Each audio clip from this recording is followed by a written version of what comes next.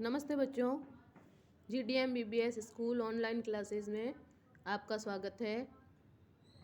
पिछली कक्षा में बच्चों हमने संस्कृत विषय में नवा पाठ पढ़ा था सप्तभगिन्यः।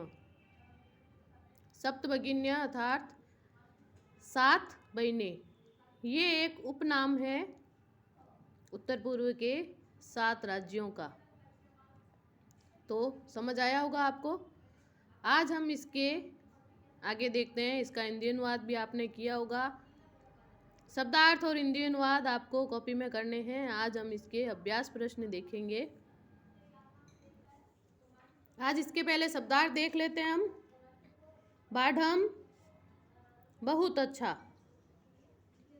पठनीयम पढ़ना चाहिए, ज्ञातुम जानने के लिए, कति कितने, चतुर्विंशतिः 24, पंचविंशतिः 25, भगिनी यानी बहन, अष्टाविंशतिः 28, केंद्र शासित प्रदेश केंद्र द्वारा शासित प्रदेश, अतिरिच्य अतिरिक्त, भवतु यानी अच्छा, समवायः अर्थात समूह, प्रथितः यानी प्रसिद्ध, प्रतीकात्मकः सांकेतिक, कदाचित संभवतः, साम्याद यानी समानता के कारण,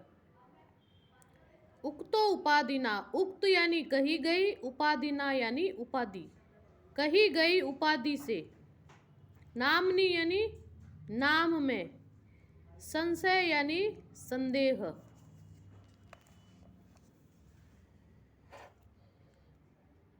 अपरतः यानी दूसरी ओर, क्षेत्र परिमाणयः क्षेत्रफल से, लघुनी यानी छोटे, गुण गौरव दृष्टया यानी गुण एवं गौरव की दृष्टि से, बृहतराणी अर्थात बड़े, स्वाधीना अर्थात स्वतंत्र, स्वायत्तीकृता यानी अपने अधीन किए गए,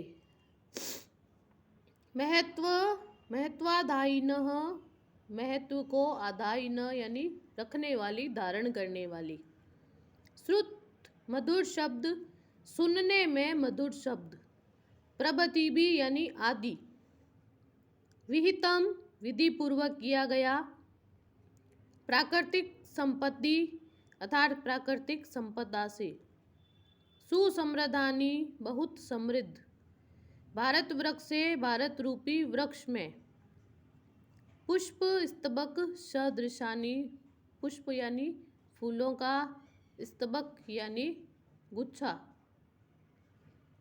सदृशानि यानी पुष्प के गुच्छे के समान, हृदया यानी हृदय को प्रिय लगने वाले, रम्या यानी रमणीय, सावहित मनसा सावधान मन से, ऊर्जस्विनः ऊर्जा युक्त,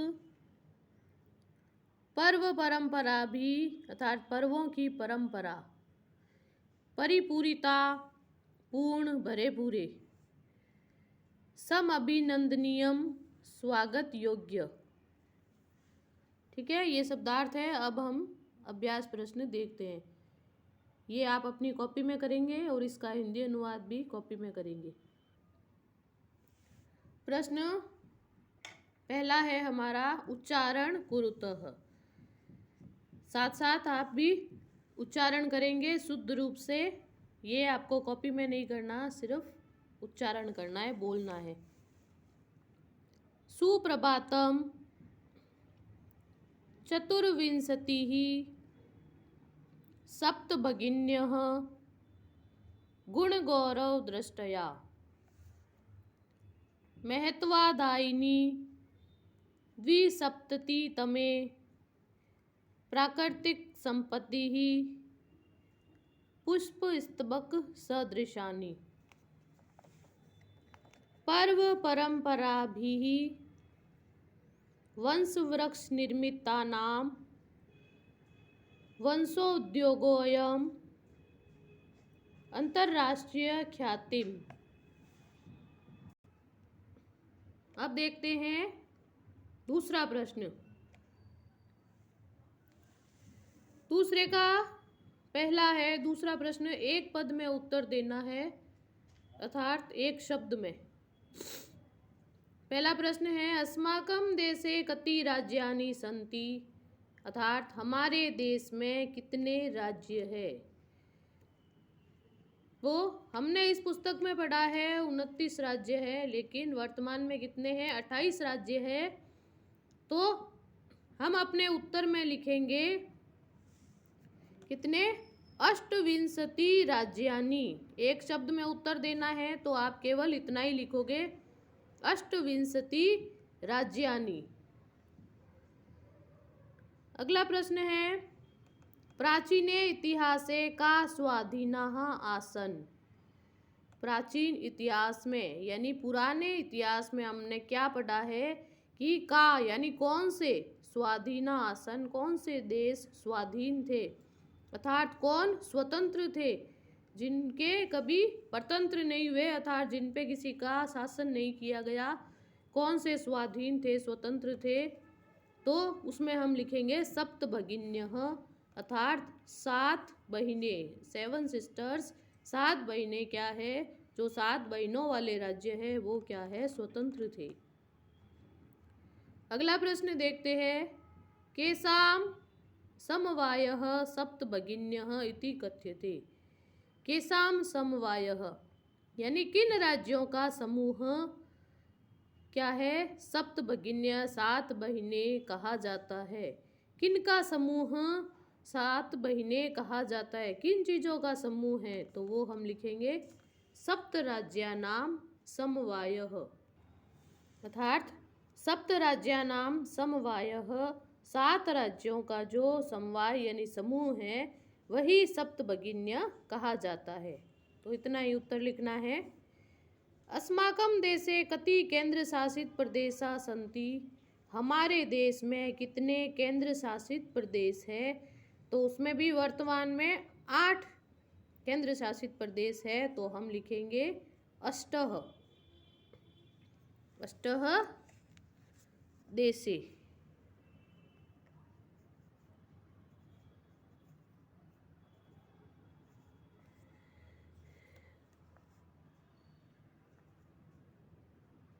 देशः लिखोगे। अगला प्रश्न है सप्तभगिनी प्रदेशे क उद्योगः सर्वप्रमुखः। सप्तभगिनी प्रदेशे यानी इन 7 राज्यों में क उद्योगः कौन सा उद्योग सबसे प्रमुख है। तो कौन सा उद्योग पढ़ा था हमने इसमें, तो वो है वंश उद्योगः, यानी बांस का उद्योग सबसे प्रमुख है, वंश उद्योगः।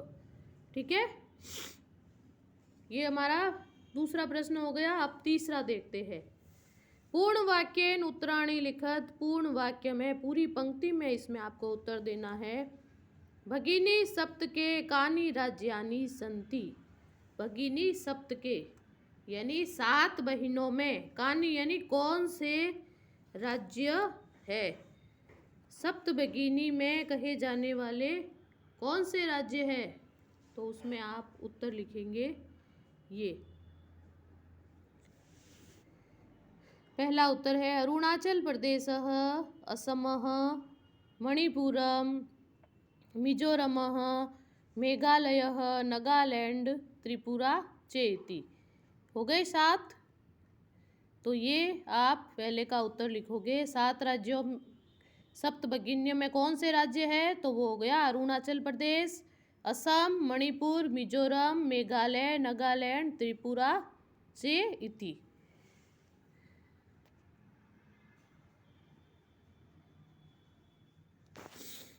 अगला प्रश्न देखते हैं। ख इमानि राज्यानि सप्तभगिन्यः इति किमर्थः कथ्यन्ते। इन राज्यों को 7 बहिनें ऐसा किस लिए कहते हैं। यानी इसमें क्या समानता है, क्या खासियत है कि इनको 7 महीने कहा जाता है? तो देखते हैं इसका उत्तर। इमानि राज्यानि कदाचित् सामाजिक सांस्कृतिक परिदृश्यानां साम्यात् इमानि उक्तो उपाधिनां प्रथितानि। यानी इन राज्यों में संभवतः सामाजिक और सांस्कृतिक दृश्यों की समानता के कारण इन्हें इस उपाधि से यह प्रसिद्ध है। यानी सामाजिक और सांस्कृतिक समानता के कारण यह राज्य इस उपाधि से प्रसिद्ध हुए हैं। अगला प्रश्न देखते हैं। सप्तभगिनी प्रदेशे के निवसन्ति। 7 महीने इन प्रदेशों में, 7 महीने कहे जाने वाले प्रदेशों में कौन निवास करते हैं? यहाँ पे कौन रहते हैं, कैसे लोग रहते हैं? तो इसका उत्तर देखते हैं हम। सप्तभगिनी प्रदेशे जनजाति बहुल प्रदेशो सन्ति। यानी सप्तभगिनी प्रदेश क्या है? जनजाति की बहुलता वाला प्रदेश है। यहाँ पे यानी जनजाति वाले लोग अधिक रहते हैं। यहाँ गारो, खासी, नगा, मिजो आदि बहुत सी जनजातियाँ निवास करती है। ठीक है, जनजाति बहुलता वाला देश है और उनमें हम जातियों के हमने नाम भी लिख दिए। इन जातियों के लोग अधिक निवास करते हैं।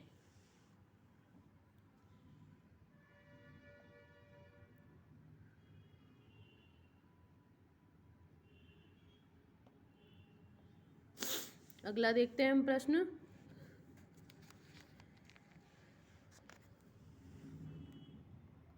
एतत् प्रादेशिकाः के निष्णाता सन्ति। एतत् यानी ये या इस, प्रादेशिका प्रदेश में रहने वाले, प्रादेशिक इन प्रदेश में रहने वाले, कई यानी किसमें, निष्णाता यानी निपुण है। इन प्रदेशों में रहने वाले लोग किस तरह से निपुण है? तो चौथे का हम उत्तर देखेंगे। एतत् प्रादेशिकाः बहुभाषाभि समन्विता यानी अत्यधिक भाषाओं से युक्त, पर्व परंपरा भी यानी पर्वों की परंपराओं वाले, परिपूरिता पूर्ण, स्वलीला यानी अपनी लीला यानी अपने कार्यों की कला में निपुण, और निष्णाता संति यानी युक्त है। यानी इन प्रदेश के लोग अत्यधिक भाषाओं से युक्त, पर्वों की यानी अनेक उत्सवों की परंपराओं से युक्त और अपने कार्यों और कलाओं में निपुण हैं।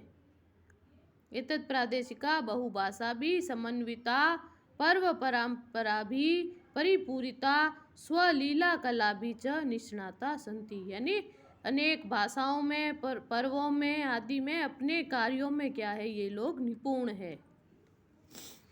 अगला प्रश्न देखते हैं हम। वंश वृक्ष वस्तुनाम उपयोग कुत्र क्रियते। वंश वृक्ष यानी बांस के वृक्ष की वस्तुओं का उपयोग कहाँ किया जाता है? तो उत्तर देखते हैं हम। अस्मिन् प्रदेशे यानी इन सप्तभगिनी वाले प्रदेशों में, इन प्रदेशों में लिख दो, चाहे सप्तभगिनी प्रदेशे लिख दो। आवस्त्राभूषणेभ्य यानी वस्त्र और आभूषण से लेकर गृह निर्माण, घर के निर्माण तक प्राय इन देशों में वंश वृक्ष से निर्मित वस्तुओं का उपयोग क्रियते किया जाता है। अस्मिन् प्रदेशे भले आप सप्तभगिन्य लिख सकते हो।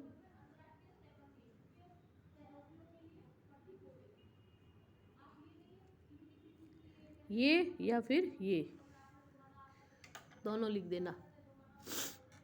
कौन से देशों में इनका उपयोग होता है? तो सप्तभगिनी प्रदेशे आवस्त्राभूषणेभ्य यानी वस्त्र और आभूषण से लेकर घर के निर्माण तक प्राय क्या है, वंश वृक्ष से निर्मित वस्तुओं का उपयोग किया जाता है। तो ये हमारे पूर्ण वाक्य वाले उत्तर हो गए।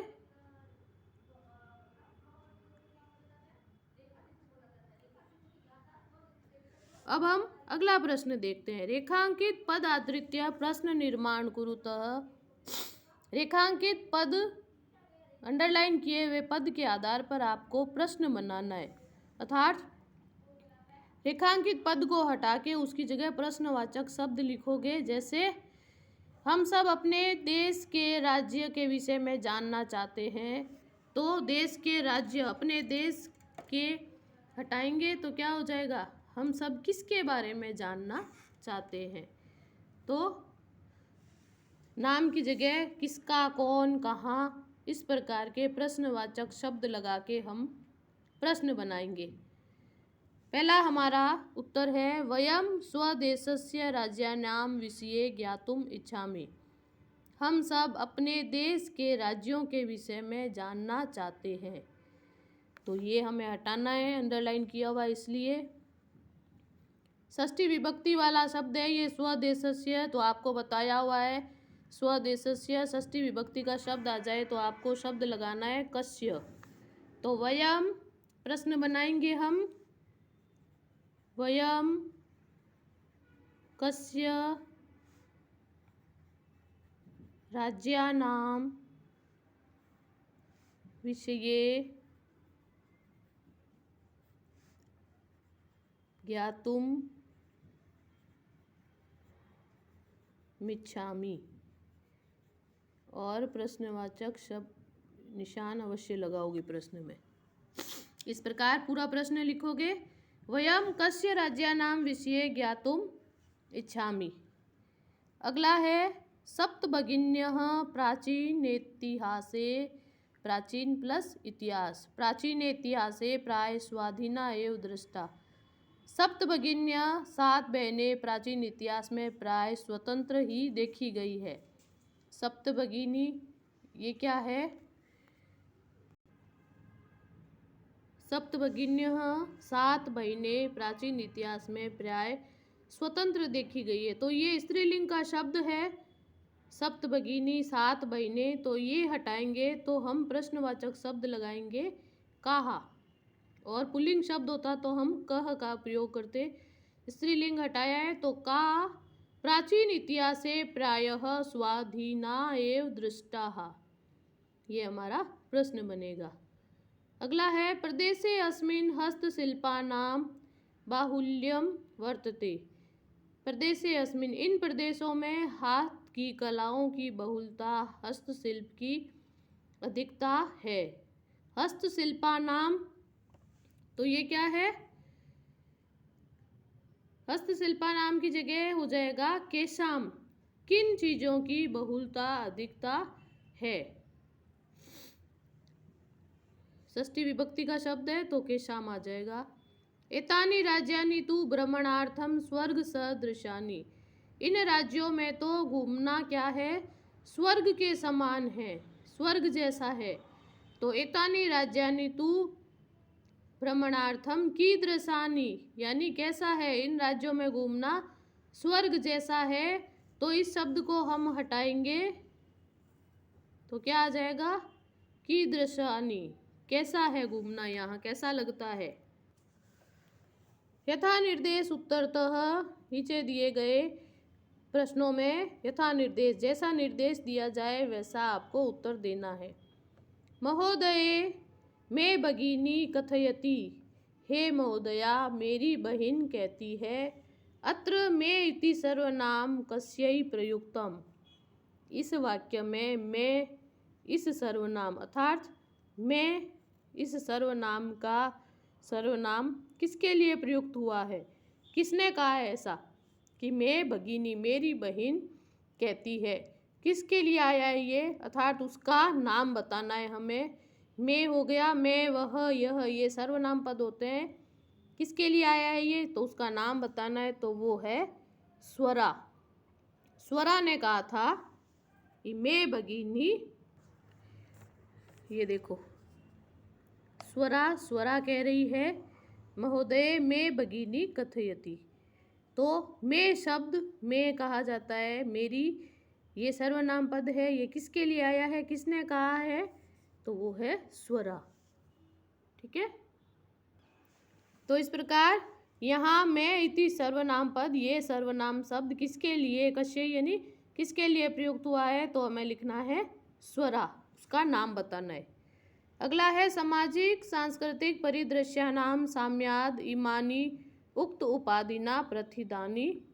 अस्मिन् वाक्ये प्रथितानि यानी प्रसिद्ध इति क्रियापदस्य, इस क्रियापद के लिए, क्रिया के लिए कर्ता पद क्या है, यानी कर्ता यानी काम करने वाला क्या बताया गया है इसमें, सामाजिक सांस्कृतिक परिदृश्यों की समानता के कारण इन्हें यह उपाधि इनके लिए प्रसिद्ध है, यह प्रसिद्ध है, अर्थात यह प्रसिद्ध है। यह क्रियापद किसके लिए आया है, कर्ता कौन है इसके लिए, तो प्रसिद्ध कौन है, तो राज्य प्रसिद्ध है, तो राज्य इसका कर्ता हो गया, कर्तृ यानी कर्ता पद।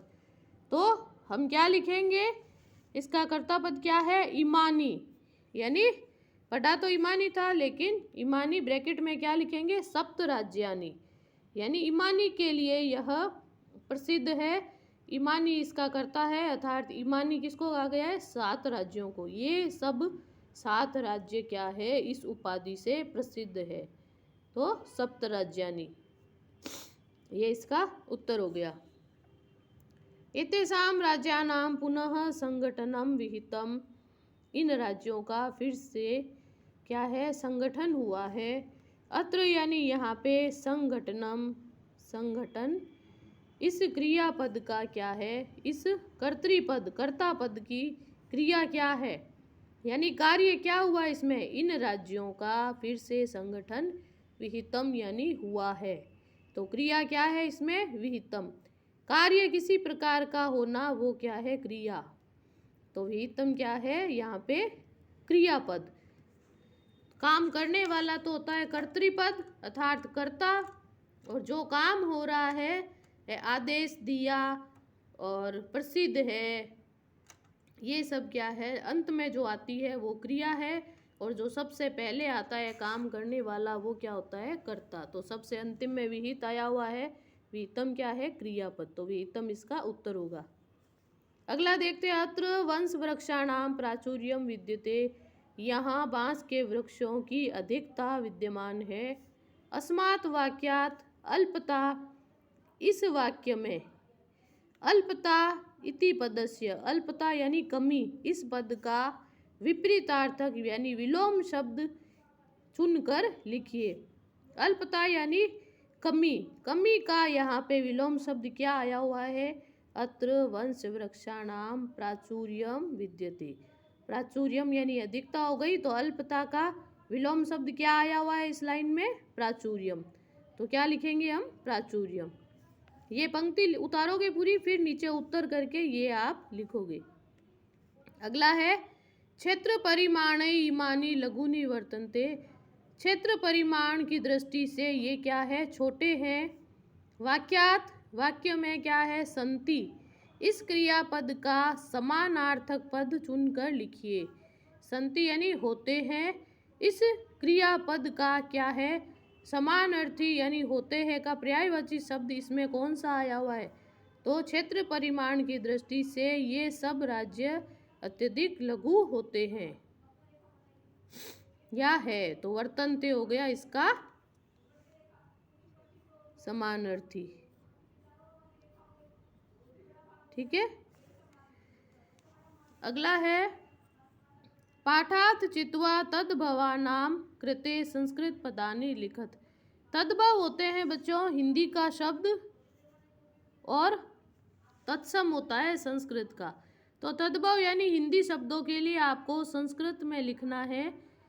7 को जैसे सप्त लिखना है, वैसे ही बहिन का क्या होगा, भगिनी, संगठन का संगठनम, और बांस का हो गया वंश। इसी प्रकार आज को अद्य, अद्य इस प्रकार से, खेत का क्षेत्रम।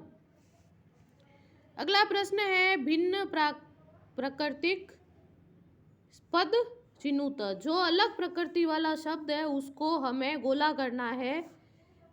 गच्छति, पठति, धावति, अहसत, क्रीडति। जाता है, पढ़ता है, दौड़ता है, खेलता है। और हंसा, ये क्या है? भूतकाल की क्रिया है। हंसा किसकी है? लंग लकार भूतकाल की क्रिया है, इसलिए हम इसको अलग कर देंगे। अगला देखो, छात्रः, सेवकः, शिक्षकः, लेखिका, क्रीडकः। ये फिर पुल्लिंग के शब्द है सारे, लेकिन लेखिका ये क्या है? स्त्रीलिंग का शब्द है, तो इसको अलग कर देंगे। अगला है पत्रम, मित्रम, पुष्पम, आम्रम, आम्रः, फलम। ये सभी नपुंसकलिंग के शब्द है। पत्र, मित्र, पुष्प, फल। आम क्या है? पुल्लिंग का शब्द है आम्रः, इसको अलग कर देंगे। व्याघ्रः, भल्लुकः, गजः, कपोतः, वृषभः, सिंहः। ये पुल्लिंग और क्या है? एक तो सारे शब्द पुल्लिंग है और एक किसी न किसी क्या है? जानवर का नाम है। सभी जानवरों आदि को, पक्षियों आदि के नाम है। शाखा यानी डाली, ये स्त्रीलिंग का शब्द है, तो इसको अलग कर देंगे। पृथ्वी, वसुंधरा, धरित्री, वसुधा। ये सभी क्या है? पृथ्वी के पर्यायवाची शब्द है और स्त्रीलिंग है। यानम क्या है? एक नपुंसकलिंग का शब्द है और अलग है यान, जहाज, इसको अलग कर देंगे। अगला है विशेष्य और विशेषण उचित मिलान कीजिए। ठीक है, तो मिलान करना है इसमें। विशेषण बताना है। अयम प्रदेशः संस्कृति विशिष्टायां भारत भूमौ महत्वदायिनी संस्कृति प्राचीने इतिहासे एकः समवायः। तो जो जिसका उचित पद है वो उसके सामने लिख देंगे। तो इस प्रकार ये हमारे 10वां पाठ पूर्ण हो गया। अपनी कॉपी में साफ और सुंदर लिखावट में आप लिखोगे। धन्यवाद।